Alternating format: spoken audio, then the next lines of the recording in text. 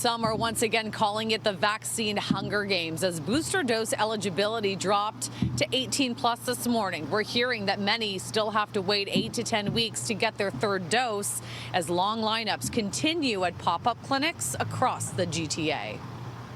So I booked online this morning. I logged in at 8 o'clock the time. Our appointment is mid-February, but since he can't get vaccinated, my priority is to be vaccinated as soon as possible. Ashley Hall waited hours in the cold, cradling her 5-month-old son outside this East End elementary school where a pop-up clinic was giving out 400 vaccine doses. Laura Higgins was also in that line with her 2 little ones, telling City News this was the fastest way to get her kids vaccinated. There's basically no dates. I flipped the pages and pages and pages, and it took me into the middle of January to see where I could get a date for them, and I couldn't get one. Demand for COVID-19 vaccine is soaring within 2 hours of the booster age eligibility dropping to 18 years old this morning. The province reported 125,000 appointments had been booked. Some were able to get early time slots. Others will be waiting upwards of 2 months and have to travel to other regions. This comes as a 50-plus crowd is still facing barriers to access. Sue tells City News it was smooth sailing when she got her booster as a caregiver a couple of weeks ago, but it's been incredibly stressful trying to get her partner a third dose.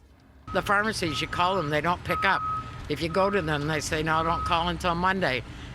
You put your name on the list, you don't get called back. We counted it up, 20 hours on the phone, 6 hours of driving around, and pretty frustrating. And this was the scene in Hamilton this morning outside the provincial GoVax bus. Hundreds lined up in the cold and snow, hoping to roll up their sleeve.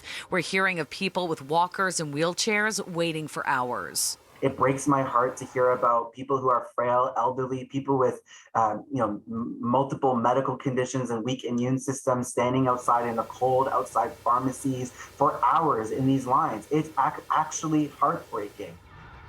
Before Omicron caused a surge in case numbers, Ontario was vaccinating fewer than 50,000 people a day. We're now closer to 160,000, but still far short of where we were last summer when over 200,000 doses were being administered every day. And while things are ramping up, palliative care doctor and healthcare advocate Nahid Dasani says it's not happening fast enough.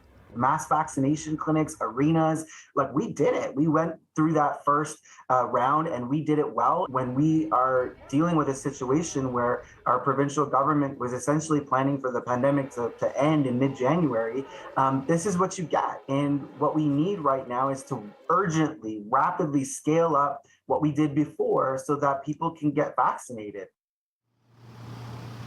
Now, the province says that individual health units are working to add more appointments to the system, and people are being advised to check in on their local pharmacies to see if doses are available. And right now, York Region is prioritizing vaccines for people 50 plus, as well as those who are immunocompromised, and says it will offer boosters to the lower age group when demand for the most vulnerable is met.